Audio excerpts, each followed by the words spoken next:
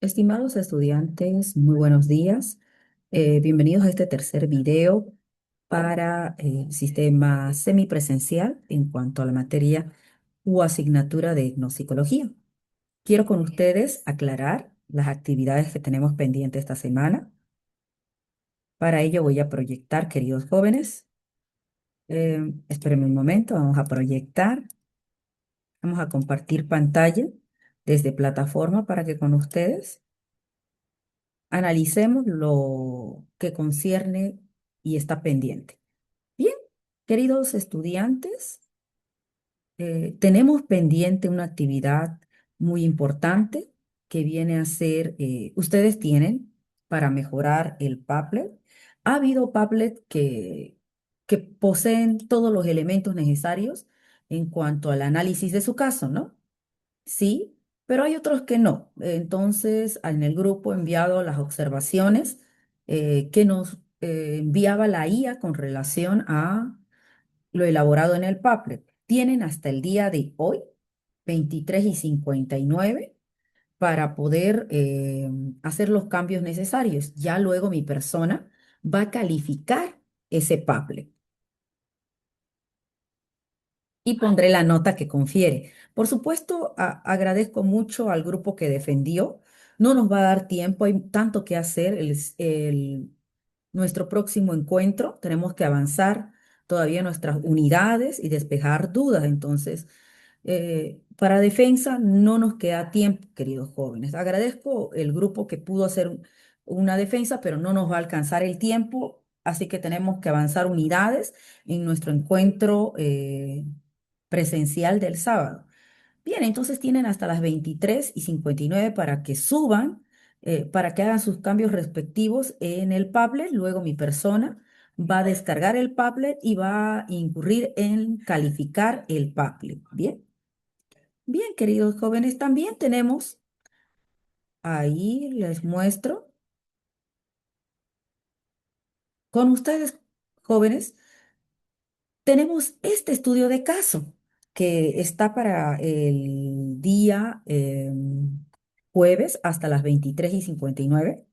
Tienen para elaborar este estudio de caso, un caso muy interesante donde abordamos una cultura que se expande en muchos países, la cultura quechua, y cómo se concibe bajo este caso. Les he anexado un video que es bueno que lo vean porque nos da una perspectiva interesante de lo que de lo que ocurre, de la forma en la que lo perciben las personas involucradas en este caso de esterilización forzada. Entonces, el video les va a dar parámetros muy interesantes. Pueden ustedes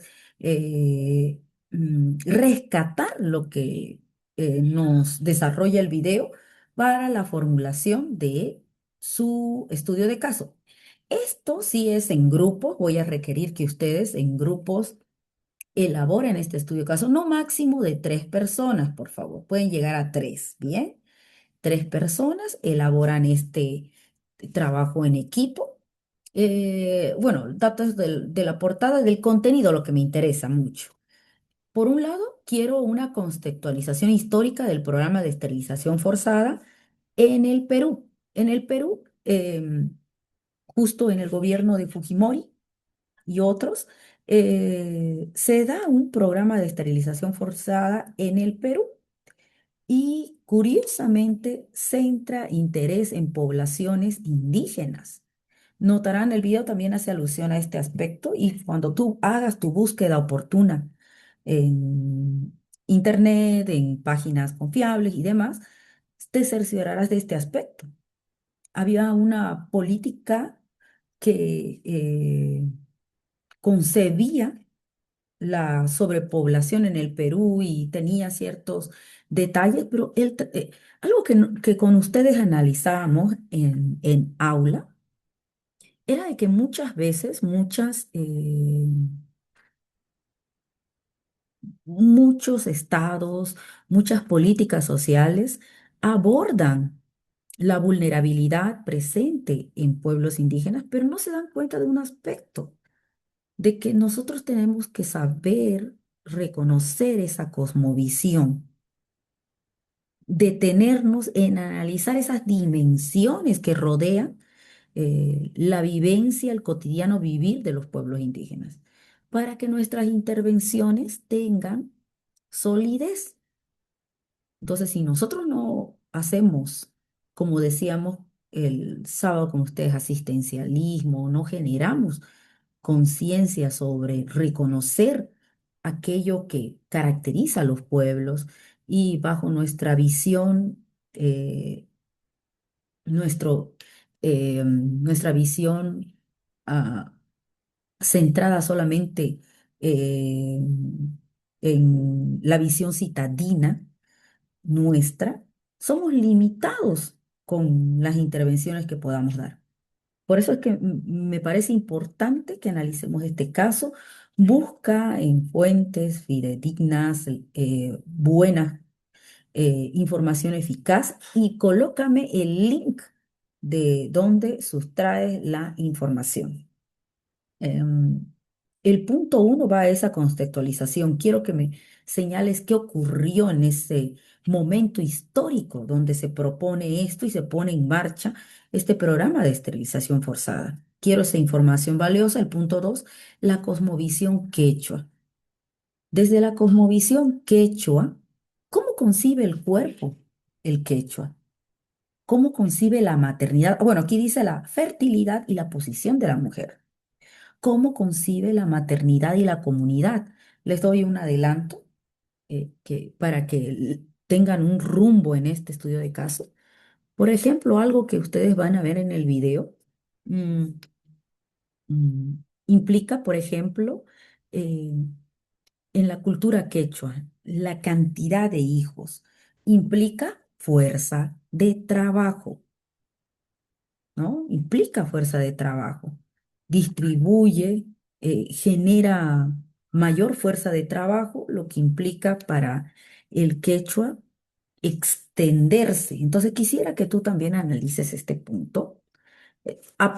Pero eso sí, señalo, estos tres puntos que te coloco aquí de concepción del cuerpo, fertilidad y la posición de la mujer, y maternidad y comunidad, sea algo que tú, sea como tu hilo conductor para esto. Pero voy adelantándote, mira cómo concibe la maternidad y la comunidad, cómo concibe la cantidad de hijos el quechua, que implica fuerza de trabajo. Y cuando ocurren estos casos de esterilización forzada, donde no hay consentimiento informado, donde la comunidad no está plenamente enterada y segura de lo que a lo cual se sometió y demás, vemos que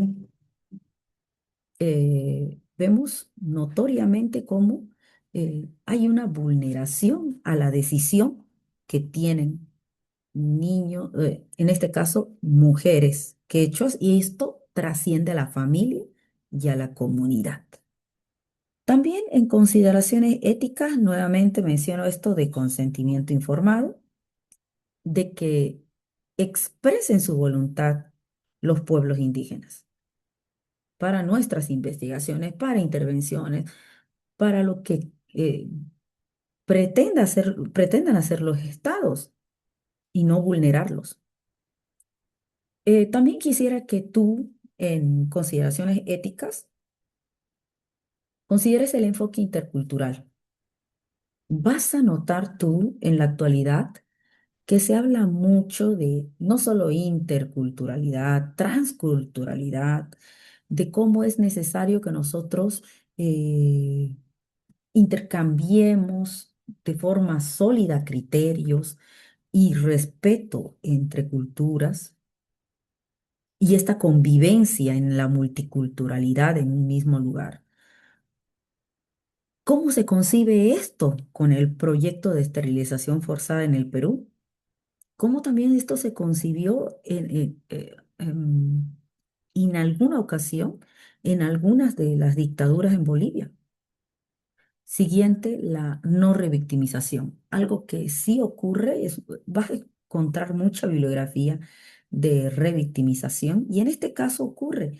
Muchas de las mujeres que se sometieron a estos procedimientos, sea de forma voluntaria o no, nuevamente en el transcurso de los años y décadas que han pasado, han tenido nuevamente que vivenciar por parte del Estado y las autoridades, nuevamente recordar haber sido vulneradas y no haber sido escuchadas hasta ahora. Por otro lado, también respeto a la memoria colectiva. Esto ha quedado, y el video nos muestra muy bien esto, cómo ha quedado latente, susceptible en las comunidades, la cultura quechua en el Perú, donde tiene gran presencia, así como en nuestro país, cómo este antecedente ha generado una gran rencilla y desconfianza a nuestras autoridades. Y bueno, también quisiera que tú analices la importancia del caso para la etnopsicología. Recordemos que la etnopsicología trata de acercarnos a entender cómo la cultura tiene un peso y justamente este aspecto cobra valor en este caso. También quisiera las consecuencias psicológicas, culturales, comunitarias, que luego que puedas tú identificar. Me gustaría que señales qué derechos, a pesar que hay claramente el derecho a la salud, ¿no es cierto? A vivir en familia, etcétera. Otros más que identifiques. Impactos en la identidad personal y colectiva. También vuelvo a este punto importante. ¿Cómo concibe, y esto lo responde, cómo concibe la maternidad, una familia grande y abundante, el quechua? Es por eso que este proceso de esterilización forzada tuvo un impacto tan fuerte. Quiero que hables también de resiliencia y resistencia cultural. A pesar de estas circunstancias que rodean a la cultura quechua, justamente a los quechuas afectados en el Perú, eh, ¿qué genera esto? Vemos también muchas personas que a pesar de haber pasado por este proceso no bajo su consentimiento, aún luchan, están en una lucha persistente y consistente contra el Estado para el reconocimiento de lo que les hicieron, para no simplemente la disculpa pública, sino ser conscientes de esta eh, circunstancia que ha tañido a un pueblo. Y bueno, una conclusión que es si tú quieres, concíbelo como una síntesis de hallazgos, ¿bien? Eh, Esto de recomendaciones desde la psicología sobre el caso debió haber estado antes de conclusión, pero no me hago problema en el orden, ¿bien? Entonces, por favor, estimados jóvenes, esto que esté hasta el día jueves 18 de junio, ¿bien? Para que ustedes la realicen en equipos de 3 personas.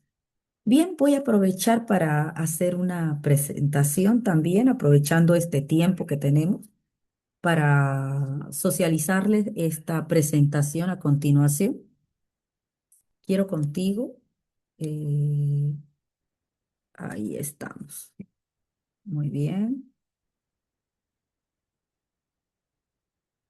Bien, queridos jóvenes, ahí estoy presentándoles los antecedentes de la hipnopsicología. Quiero contigo hablar de estos antecedentes y quiénes se ubican en estos antecedentes. Primero, dos importantes disciplinas que nosotros tenemos que tomar en cuenta cuando hablamos de la etnopsicología. Por un lado, quiero hablarte de la etnología. ¿Qué será entendida? ¿Qué entendemos nosotros como etnología? La etnología es una ciencia social también que estudia y compara. Esta es una diferencia muy, muy importante. No solo estudia, sino compara. Más adelante voy a hablar de etnografía y verás la distinción. Una es más descriptiva y esta es más en el tinte de comparar. Entonces, estudia y compara la etnología. Por ejemplo, las culturas humanas, pasadas y presentes. Ahí está la solidez en la etnología, en esta comparación. Y también, bueno, por ejemplo, la etnología tuvo solidez, comenzó a consolidarse en el siglo XIX y se consolidó como una disciplina académica que inicialmente inicialmente, bueno, desarrolló su quehacer en el campo empírico. ¿Qué significa esto? Por ejemplo, los relatos, registros, ¿no? Que a veces se hacían como diarios de campo. Ahí por ahí estuvo su génesis. Quizás identifiquemos también su génesis mucho, quienes recuerden un poco de historia ahí. Heródoto, quienes recuerden Heródoto de la antigua Grecia, es un representante interesante. ¿Por qué? Porque él tiene una tarea de explorar, ¿no? Entonces, recopilar, describir sobre costumbres, pueblos, extranjeros, así como ocurre en el Renacimiento, digamos. En el Renacimiento también hay los exploradores del Renacimiento quienes, digamos, describían culturas, entre comillas, exóticas. Quienes recuerden un poco eso también, un poquito de la historia que antecede la etnología. Y bueno, también, si queremos hallar un poco en la historia, también hay un húngaro muy conocido que es Adam Frantisen, Collar, que húngaro, por ejemplo, acuña etnología como en el siglo XIX, comienza a acuñarlo. Este erudito lo acuña. Y bueno, también para nosotros va a ser importante no solo la etnología, sino también la etnografía. La etnografía entendida más como una descripción de los pueblos. ¿Y es? La etnología más con el plano de comparar, ¿ya? Y la etnografía más con el plano descriptivo. Y bueno, se acuña el término en 1770 y bueno, por ejemplo, proviene de dos voces interesantes, que es etnos, pueblo, por supuesto, y grafa, que es yo escribo, yo escribo. Y bueno, como decíamos, para la etnología y la etnografía, inicialmente no había un carácter científico propiamente dicho en sus inicios, más se usaban criterios de tipo más prácticos, de registro. Bien. Y bueno, ahí vas a ver mucho que los exploradores, mercaderes, tú los podrías identificar como los primeros etnógrafos. ¿Por qué? Porque hacían una tarea abismal de traslado de un lugar a otro, bien, y en sus viajes, sean mercaderes o exploradores, describían aquello que veían, una ciudad, una cultura, hallazgos interesantes, formas de entender.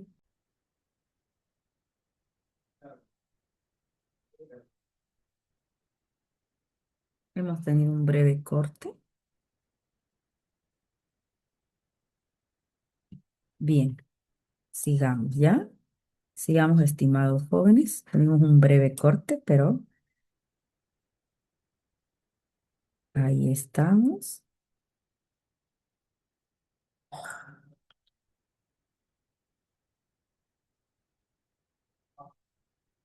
No, ahí estábamos con ustedes, justo aquí, ¿no? Estábamos con ustedes justo aquí.